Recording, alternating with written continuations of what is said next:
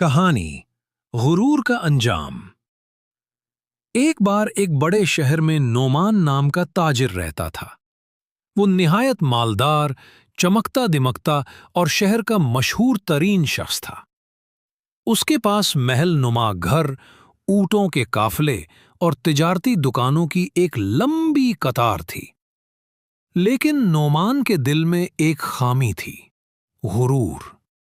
वो जब भी किसी गरीब या मजदूर को देखता हंसी उड़ा देता।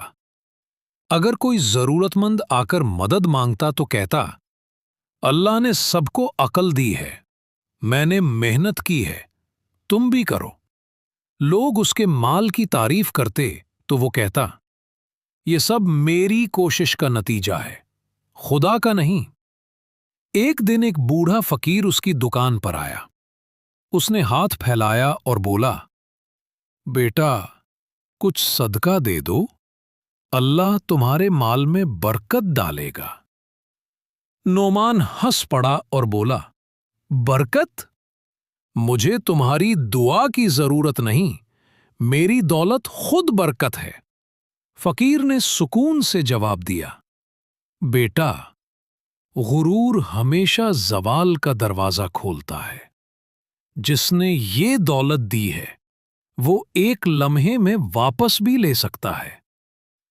नोमान ने मजाक उड़ाते हुए कहा, चलो चलो बाबा, अपनी नसीहत किसी फकीर के लिए रखो। फकीर खामोशी से चला गया, मगर जाते जाते इतना कह गया, अल्लाह तुम्हें याद दिलाएगा कि असल दौलत क्या होती है। कुछ ही दिन गुजरे थे कि एक तूफानी रात आई। बाजार में आग लग गई।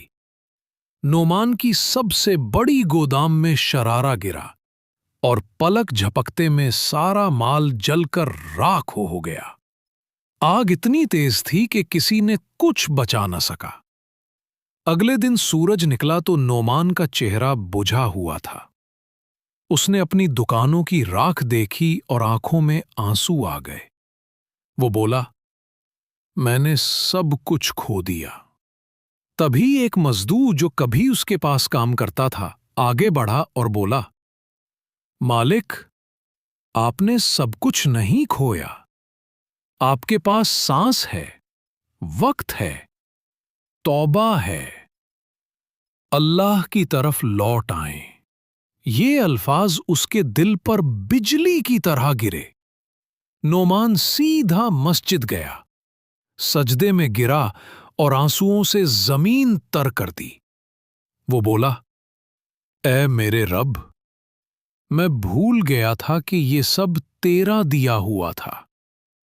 तू ही देने वाला है, तू ही लेने वाला। मुझे माफ कर दे। कुछ महीनों बाद उसने दोबारा छोटे पैमाने पर काम शुरू किया। इस बार उसके साथ आजिज़ी और शुक्र भी था। जब भी कोई गरीब आता वो खुले दिल से देता और कहता, ये मेरा नहीं, मेरे रब का माल है। इसके कारोबार में दोबारा बरकत आई। मगर अब वो दौलत नहीं, दिल की रोशनी फैलाने लगा। सबक: गुरूर इंसान को अंधा कर देता है। अल्लाह जिसे चाहे इज्जत दे, जिसे चाहे आजमाए। असल दौलत वो नहीं जो हाथ में है, बल्कि वो हिम्मत है जो दिल में आजिज़ी की सूरत में रहती है।